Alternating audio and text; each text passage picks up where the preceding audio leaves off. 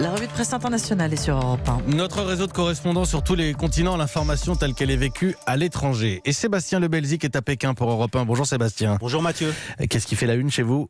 Alors à la une de l'actualité aujourd'hui en Chine, c'est encore et toujours l'épidémie.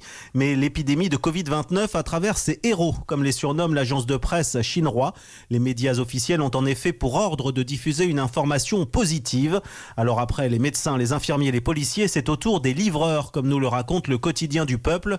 Mon livreur, ce héros, qui malgré les risques parcourt les villes pour apporter nourriture et produits de première nécessité à des habitants qui sont souvent bloqués chez eux en quarantaine ou simplement trop inquiets pour sortir. À Hong Kong, les livraisons ont augmenté de 60% le mois dernier, explique le South China Morning Post, alors que le virus n'avait même pas encore touché la ville. À Pékin, ils sont presque les seuls aujourd'hui à travailler. Les héros des temps modernes n'hésitent pas à écrire le China Daily. Et ce matin, merci Sébastien Lebelzik à Pékin. Ce matin sur Europe 1, nous sommes à Milan, à Venise, à la frontière franco-italienne aussi, notamment à Venise dès l'ouverture du journal de 7h. Fanny Boucaud est en Pologne pour Europe 1. Bonjour Fanny. Bonjour Mathieu. Une image à la une en Pologne.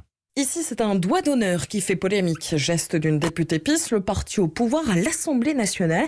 Les élus venaient de voter une rallonge de 450 millions d'euros pour les médias publics au détriment de la lutte contre le cancer. La députée parle d'une poussière dans l'œil. Rzeczpospolita, journal modéré, en fait un sondage. Devrait-elle être punie pour son geste ? Gazeta Wyborcza propose plutôt un dossier sur l'oncologie en Pologne.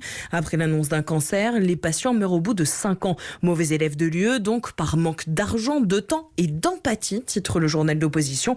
L'empathie, la TVP aux mains du pouvoir ne connaît pas. En pleine campagne présidentielle, elle préfère relayer l'enquête d'un journal d'extrême droite sur l'utilisation par l'opposition du thème des enfants malades du cancer. Fanny Boucaud en Pologne pour Europe 1. Et Hélène Kohl est en direct de Berlin. Bonjour Hélène. Bonjour Mathieu. De quoi est-ce qu'on parle chez vous ? Des élections dans le land de Hambourg hier et surtout du score de l'extrême droite. L'AfD, pour la première fois de son histoire, en recul dans un scrutin autour de 5% seulement. C'est un coup d'arrêt à la progression systématique de l'AfD depuis 2013. La césure de Hambourg, titre Die Welt. L'ombre de Hanau a plané sur Hambourg pour le Spiegel, car la ville-État du Nord était hier le premier land à voter après l'attentat raciste de mercredi dernier et aussi après le rapprochement de la droite modérée avec l'extrême droite en Thuringe.